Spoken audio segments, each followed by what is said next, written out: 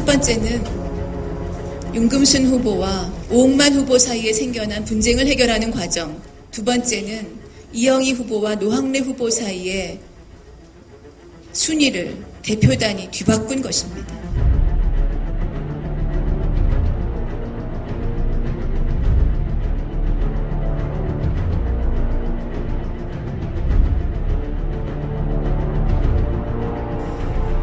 매우 잘못된 결정이었다고 생각합니다. 당원들의 투표 결과를 대표단이 나서서 무시했습니다. 당원의 의사결정은 개별 후보가 처분할 수 있는 것도 아니고 대표단의 정치적인 해결 노력도 당원의 의사결정을 바꿀 수 있는 것이 아닙니다. 그런데 저희는 월권을 했습니다.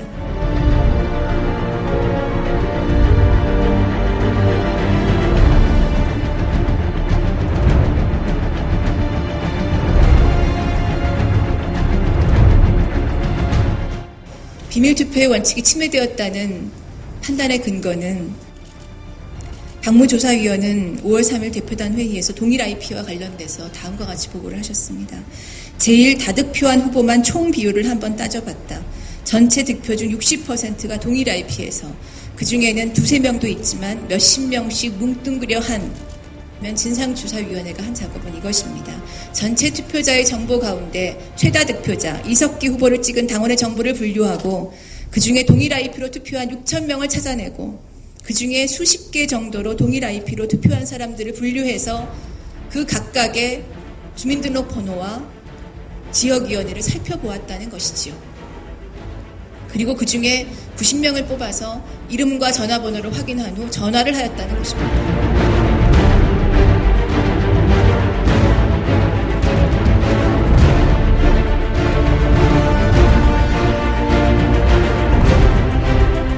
소명기회가 완전히 차단되었습니다. 제가 가장 가슴 아픈 것은 이것입니다. 전국운영위원회에서 회의를 하면서 충북도당 위원장님을 비롯하여 몇 분들께서 이런 부실조사 사례를 말씀하셨습니다. 진상보고서에 언급된 부실조사 사례를 지적하셨습니다. 진상조사위원장님께서 의장석에서 그때마다 작은 목소리로 그럴 수도 있지. 그것이 너무나 가슴 아픕니다. 언제 우리가 책상머리에 앉아서 당원을 부정으로 몰았는가? 언제 우리가 단 한 번 확인도 해보지 않고 당연히 해야 하는 소명 절차 하나 주지 않고 부정으로 단죄하였는가? 당원들의 명예, 자긍심은 이미 땅에 떨어졌습니다.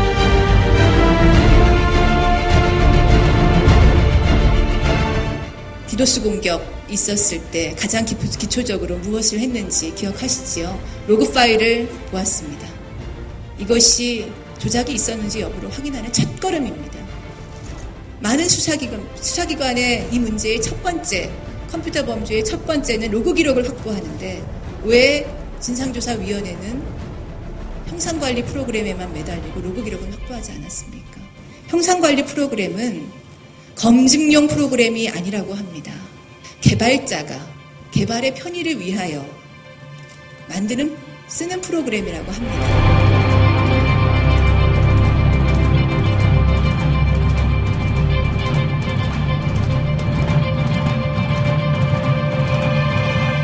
전체 투표에서 동일 IP 비율이 얼마나 되느냐? 52%라고 답이 왔습니다. 동일 IP 2건 이상 비율이 가장 높은 후보가 이상하게도 이석기 후보가 아니었습니다. 나순자 후보였습니다. 중복 IP 비율이 10개 이상, 중복 IP 비율이 전체 평균 24.5%였는데 역시 나순자 후보가 제일 높았습니다. 당연한 결과라고 생각합니다. 노동조합, 보건의료 노조 조합원들께서 정말 많이 열심히 당원에 가입하셨고 그분들이 깨끗하게 투표하셨다고 저는 생각하기 때문입니다. 노동자 농민 후보들이 그리고 민주노동당에서 활동해왔던 후보들이 동일 IP 비율이 높게 나왔습니다. 당연합니다. 그런 조직 기반을 가지고 당원들을 조직해왔고 그리고 그분들이 생활공간에서 함께 모여있는 경우들이 상당히 있기 때문입니다. 그런데 이것이 의문의 대상이 되었습니다.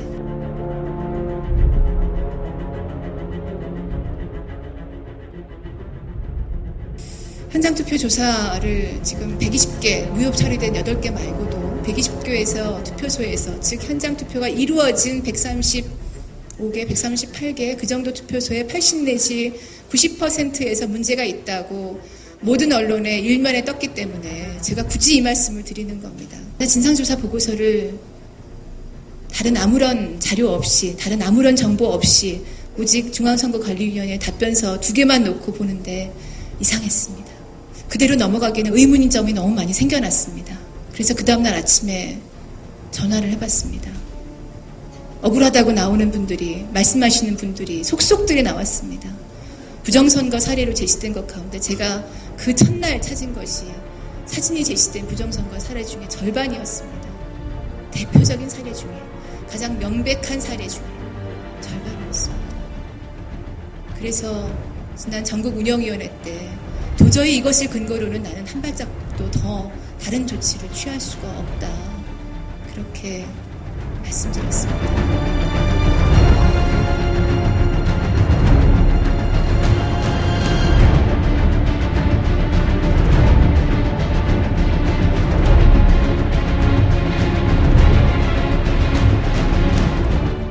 투표자의 이름은 제각각 다 다른데 주민등록번호 뒷자리가 정확히 일치하는 등 주민등록번호 도용 및 조작 사례가 무더기로 발견되었다고 주장하였습니다.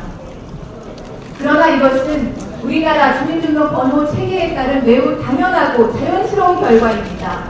같은 지역 사람의 주민번호 뒷자리는 동일하거나 일련 번호인 것이 주민번호 체계상으로는 실제로는 매우 자연스러운 현상입니다. 우리나라 주민등록번호 체계가 어떻게 되어 있는지 한번 파악해보기만 했어도, 그리고 우리 당원들이 특히 자신이 먼저 통합진보당과 민주노동당 이전 시절에 가입했으면 내 언니부터, 그리고 형부터, 어머니부터 설득해서 가입시키는 것을 자랑스러워했던 오래된 당원들의 입장에서 보면 이것은 매우 자연스러운 현상입니다. 저희는 샘플링까지 포함해서 1시간도 되지 않은 시간 만에 확인했고, 제가 샘플링하기 전에도 눈으로 확인한 것만 해도 언니와 동생의 주민등록번호가 뒷자리가 완전히 똑같았습니다. 오마이뉴스는 또한 주민등록번호가 2000000인 경우가 다수 발견되었다는 조준호 위원장의 주장을 유력 당원의 근거로 내세웠습니다. 첫 번째 경우 유럽에 거주하던 당원입니다. 해외 거주자로 선거 당시에는 주민등록번호가 없었습니다. 그래서 2000000으로 기재했다고 합니다. 두 번째 경우는 울산의 서모 당원입니다. 당원 가입 시에 울산시장이 주민등록번호와 주소를 오기한 것으로 보입니다. 본인에게 직접 전화를 걸어서 확인해 본 결과 서모 당원은 본인이 당원이고 입장을 언제 했는지, 당분을 어떻게 했는지를 모두 진술했고, 이것은 당원 정보가 완벽하게 일치하였습니다. 세 번째 경우는 인천의 민모 당원입니다. 송무식을 확인한 결과 이분은 2010년 입당 당시에는 주민등록번호가 정상적으로 기재되어 있었는데 연간 후원당원 등록번호 뒷자리가 맞았다고 합니다. 네 번째는 서울의 허모 당원입니다. 이분이 2008년에 가입하셨고 매달 정상적으로 장기납부를 하고 계십니다. 본인이 통화가 되지 않아서 후보당원이라서 남편분과 통화를 해봤습니다. 남편분 확인에 따르면 분명히 당원으로 존재하는 분입니다.